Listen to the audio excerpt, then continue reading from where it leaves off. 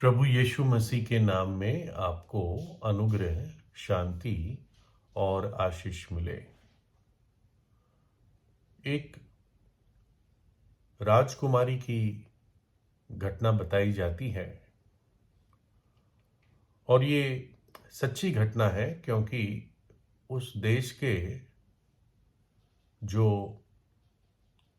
Parliament था उसमें ये घटना बताई गई थी। और ये राजकुमारी शादीशुदा थी और इसकी अपनी एक छोटी सी बच्ची थी और ये बच्ची बहुत बीमार हो गई डिफ्थेरिया की बीमारी से। और डिफ्थेरिया में जो गला है वो पक जाता है और बहुत इन्फेक्शन हो जाता है। और उन दिनों इसका ऐसा कोई इलाज नहीं था, शायद ऐसे एंटीबायोटिक्स या स्ट्रॉन्ग मेडिसिन नहीं थी जिससे इस इन्फेक्शन को काबू में लाया जाए, तो लोग मर जाते थे।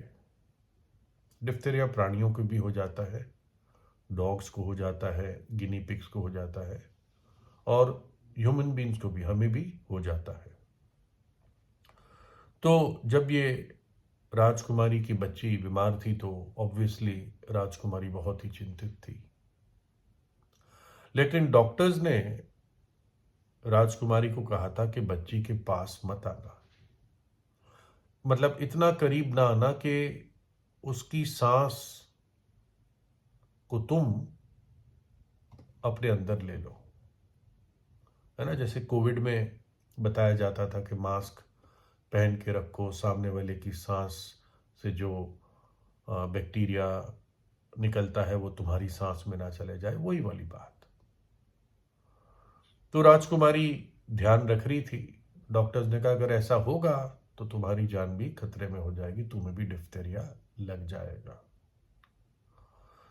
तो एक बार माँ अपने बच्ची को देख रही थी, वो बहुत ही मुश्किल से सांस ले रही थी। डिप्थेरिया में सांस लेना मुश्किल हो जाता है और बच्ची लेटी हुई थी और माँ से देखा नहीं गया कि मेरी बच्ची घुट घुट के मर जाएगी, तो माँ ने उसको गोद में उठा लिया।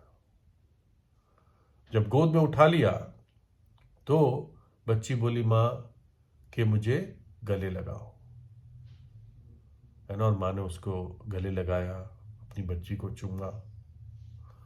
वो उस बात को भूल ही गई या उसने उस बात से चिंता नहीं की कि बच्ची की सांस जो निकलेगी, ब्रेथ, वो मेरी सांस में चली जाएगी। और ऐसा ही हुआ। माँ को, उस राजकुमारी को भी डिफ्थेरिया हो गया और कुछ ही दिन में वो प्रभु के पास चली गई। और ये कोई कहेगा कि ये तो मूर्खता थी, अपने आप को संभालना था। लेकिन जो सच्चा प्रेम है वो अपने आप को भूल जाता है। सच्चा प्रेम खतरे को नहीं जानता। सच्चा प्रेम कीमत की गिनती नहीं करता कि इतना कुछ खर्च हो गया। मेरा एक दोस्त है जेपी सिंह, वो मेरे घर आया था मुझसे मिलने और उसने एक बात बताई कि बलिदान क्या चीज होती है। उसने कहीं सुनी थी। उसने कहा बलिदान वो चीज होती है कि जो तुम्हें कीमत चुकानी पड़ती है तुम्हारी अपनी इच्छा के विरुद्ध, लेकिन वो तुम आनंद के साथ चुकाते हो। बलिदान में कीमत चुकानी होती है, कुछ दे देना होता है अपनी इच्छा के विरुद्ध,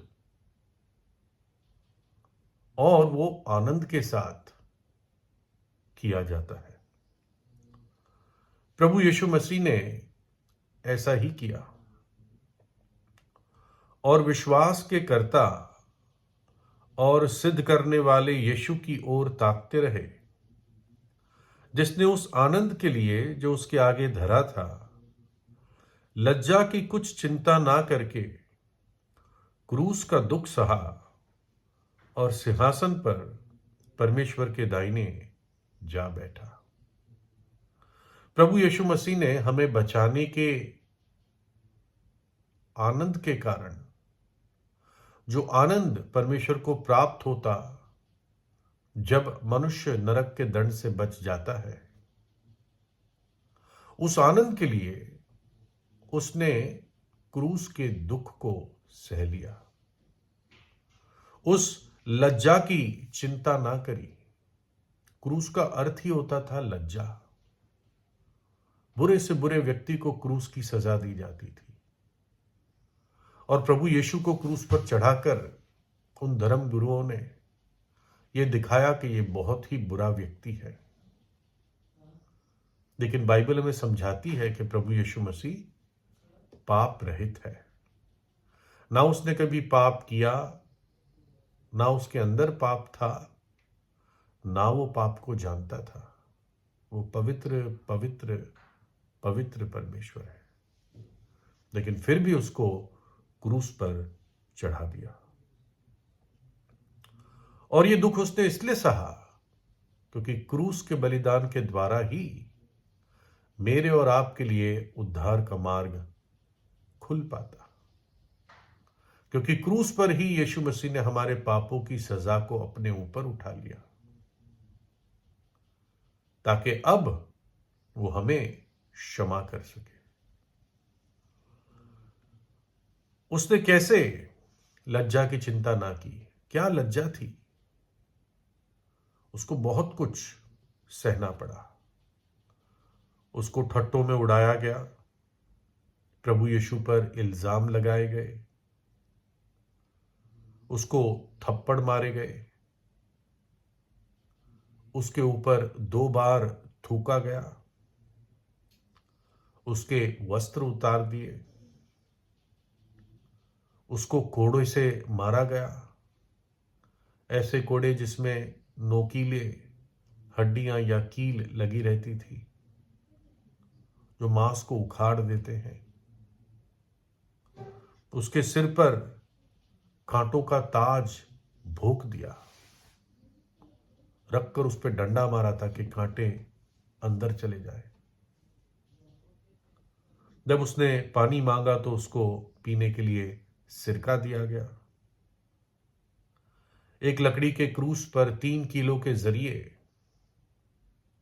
उसको टांग दिया गया, और 6 घंटे वो इस दशा में रहा। दोपहर के 12 बजे से 3 बजे तक पृथ्वी पर घोर अंधकार छा गया। और बाइबल हमें समझाती है कि उस समय पिता ने हमारे सारे पापों को अपने पुत्र के ऊपर लाद दिए, और वो परमेश्वर के न्याय के दंड के अधीन आया।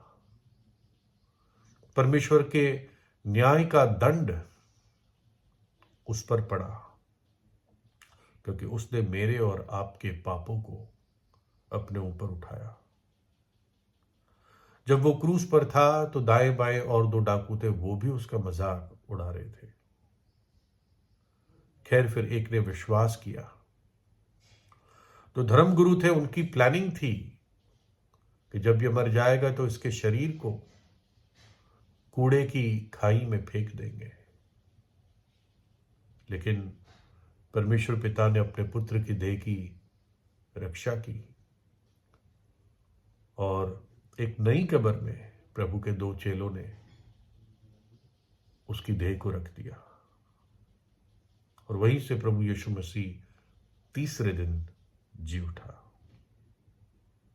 और ये सब कुछ उसने क्यों किया? क्योंकि वो हमसे प्रेम करता है।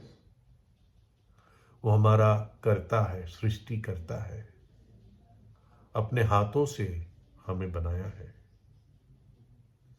क्या यह हो सकता है कि कोई माता अपने दूध पिए बच्चे को भूल जाए और अपने जन्माए हुए लड़के पर दया ना करे? हाँ, वह तो भूल सकती है, पर मैं तुम्हें भूल नहीं सकता। ये परमेश्वर का वचन है उसके लोगों के लिए। एक परमेश्वर का दास कहता है, परमेश्वर का पुत्र जिसने मुझसे प्रेम किया और मेरे खातिर अपने आप को दे दिया। वो राजकुमारी के पास बहुत लंबी जिंदगी पड़ी थी, शाही जिंदगी, लेकिन उसने अपने प्यार के खातिर बेटी के दुख को देखकर उससे रुका नहीं गया। एक प्रकार से उसने डिप्थेरिया को अपना लिया, मृत्यु को अपना लिया, क्योंकि बच्ची के दुख को वो नहीं देख पा रही थी।